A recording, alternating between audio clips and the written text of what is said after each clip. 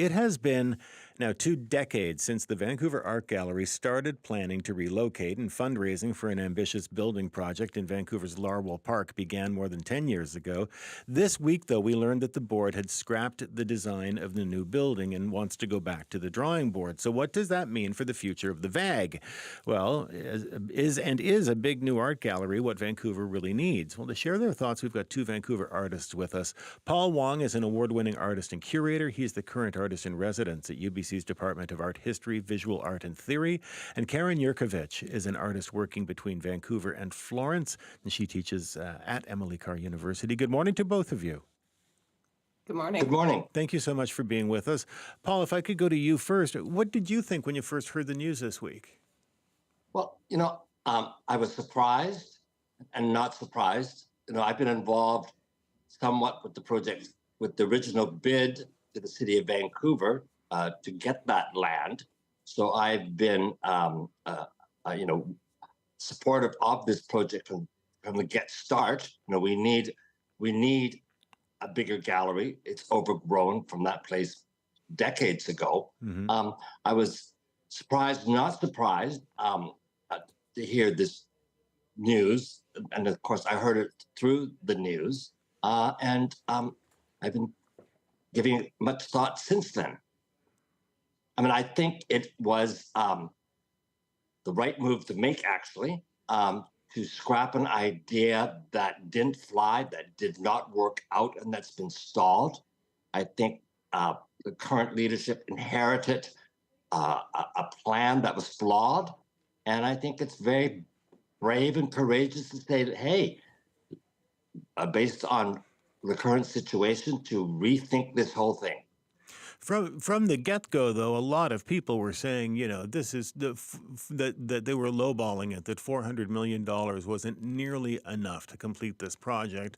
And we find out that the project actually costs 50% more to complete, and so it's not going to happen. Well, it's we're coming out of COVID, which has been like 5 years, and I think culturally, economically, the workforce, things have changed.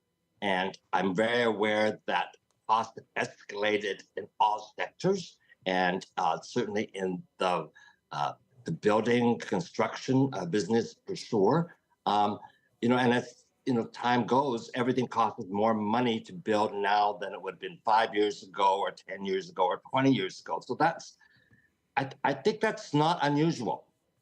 Things go and cost overruns, and I think realistically, I'm not a business person. I don't know a lot about financing, but to scrap a plan that looks like it's going to be a financial disaster, mm-hmm. and to rethink is smart. So that's the $30 million gone, but that's an acceptable loss to you. $30 million. It seems that in this day and age is not a considerable amount of money. When you think about other kinds of overcosts and other kinds of projects, I think I keep hearing about the billions of dollars been spent on a sewage plant in North Vancouver, Metro Vancouver, that still is not on the board. So I know what it costs to pave a road or build a bridge or build a tunnel. I'm always shocked at what $1 million does not buy anymore. Karen, first of all, what do you think of this plan to go back to the drawing board and try something else? How big do you think the need is for a new art gallery in the first place? Oh, I definitely do think that there was the need for a newer space. That space just wasn't cutting it in terms of the size and sort of the kind of programs that they wanted to put on there. And I definitely think we do need a new space. The problem is that I think that it is good that they are scrapping this, because I think from the beginning it was a bit of a flawed project. Because they didn't have enough money for what they were intending on doing.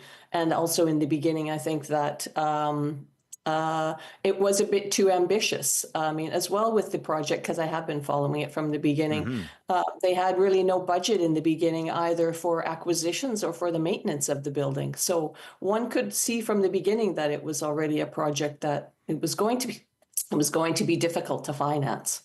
And do you feel, when we put this to listeners, there are an awful lot of people out there, and this happens every time you talk about, a major a piece of art infrastructure. People are like, do we really need that? Don't we have bigger problems? Nobody can afford to do anything these days. Do we need a place to hang paintings? What do you say to to those concerns? Well, I think that we obviously need an art gallery. We obviously need art. I think that to sort of think to dismiss it, I think part of the reason you have an art gallery is to show people how important art is in everyday life, and so we do need that.